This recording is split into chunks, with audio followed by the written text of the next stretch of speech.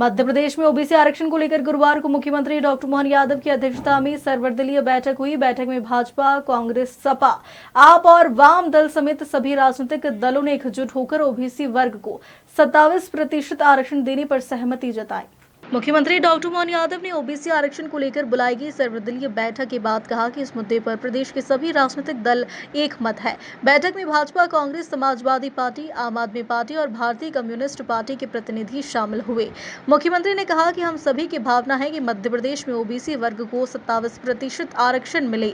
विधानसभा में भी सभी दलों ने इस पर सहमति जताई थी। फिलहाल यह मामला सुप्रीम कोर्ट में विचाराधीन है, जहां 22 सितंबर से रोजाना सुनवाई होगी। अदालत में अलग वकील बहस कर रहे हैं। हमारी इच्छा है कि सभी वकील आपस में चर्चा कर एक मत रणनीति बनाएं और राज्य का पक्ष मजबूती से रखें, जिसके लिए सर्वदलीय बैठक में संकल्प पारित किया है।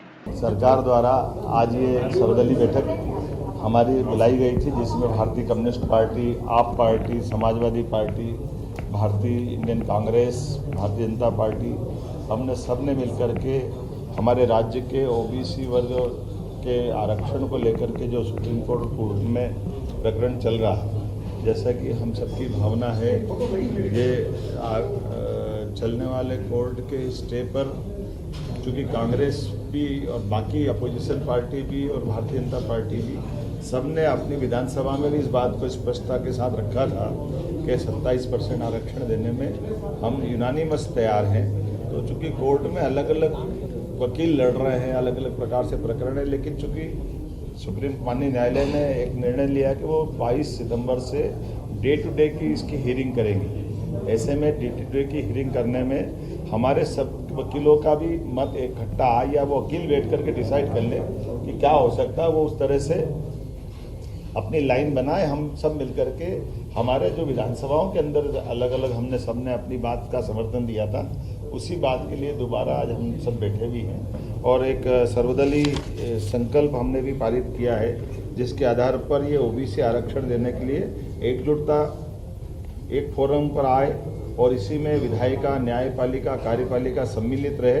इसके क्रियान्वित करने के समय के प्रयास करेंगे और इससे जुड़े वकीलों को 10 सितंबर के पहले सभी सामूहिक रूप से बैठ करके बात कर ले, क्योंकि ये बात सही है कि जो हमारे होल्ड ये जो 14 और 13% के अभ्यर्थियों का प्रकरण चला है, तो 14% क्लियर हुए लेकिन 13% पेंडिंग है। अगर माननीय न्यायालय जल्दी से इसका निराकरण करेगी तो हम सब चाहते हैं कि जल्दी से जल्दी 13% जो बचे हुए विद्यार्थी हैं, जिनकी एज लिमिट से भी बाहर हो रहा है, उनको भी इसका लाभ मिल जाए, वो सब नौकरी में लगे। कुल मिलाकर के कई विभागों में जिनमें आरक्षण नहीं था वहाँ भर्ती भी करी है, लेकिन अभी जो एक भी बच्चा बचने नहीं पाया, ये सभी दलों की भावना है और सभी दलों की भावना के आधार पर हमने आज बैठकर निर्णय लिया। सर्वदलीय बैठक में कह सकता हूं कि खोदा पहाड़ निकली सुइयां।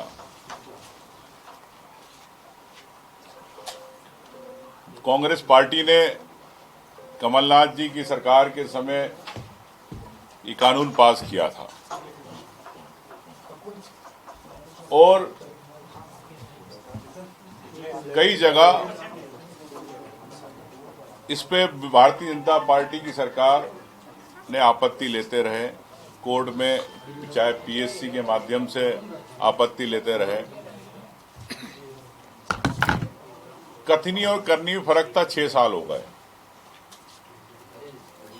मैंने आज सर्वदलीय बैठक में प्रशांत सिंह जी भी थे, साथ में महाधिवक्ता, हमारी तरफ से भी सभी एडवोकेट थे।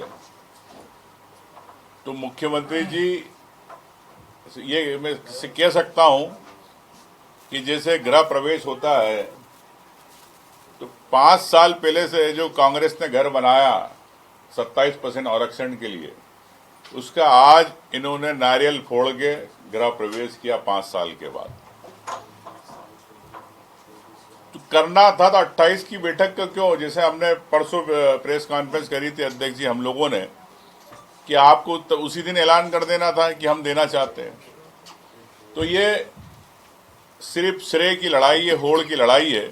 मैं समझता हूं कि जब किसी विकास या समाज या किसी के अधिकार की बात होती है तो उसमें राजनीतिक बात नहीं होना चाहिए, उसमें उस समाज उस वर्ग की बात होना चाहिए।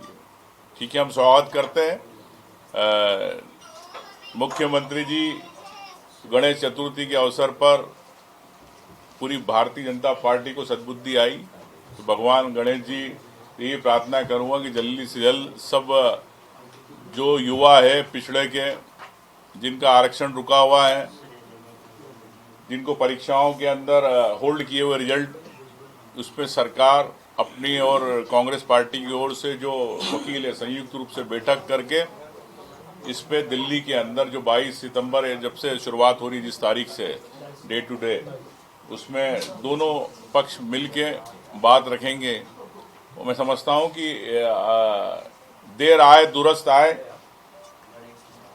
और सरकार ने अपनी गलती मानी, वो सुधार करने का प्रयास किया। तो ये कांग्रेस की, ये कह सकते हैं कि एक इतनी लंबी लड़ाई थी जिसकी सभी कांग्रेस के नेताओं ने लड़ा, हम लोगों ने भी, पूरे कांग्रेस के विधायकों ने विधानसभा में इस बात को लड़ाई लड़ी, कांग्रेस पार्टी ने पूरे जमीन पे लड़ी, कई ओबीसी की महासभा इस मांग को कर रहे थे। तो मैं समझता हूं कि ये एक पिछड़ा वर्ग के इसमें कांग्रेस की जो प्रयास की थी, जो 5 साल पहले हम लोगों ने कानून लाया था, उसकी एक बड़ी जीत है। और मुख्यमंत्री जी से मैं ये आग्रह करूंगा कि जल्द से जल्द आप सुप्रीम कोर्ट में, हमारे वकील आपके वकीलों के साथ बैठने को तैयार है, इस पे तत्काल जल्दी से जल्दी आप कराएं। और मैं तो चाहता हूं कि सरकार अपनी तरफ से एक हलफनामा भी दे दे कि हमें कोई परेशानी नहीं है 27% आरक्षण देने की। ये भी एक हलफनामा सुप्रीम कोर्ट में सरकार को देना चाहिए। Bureau report, Bhopal.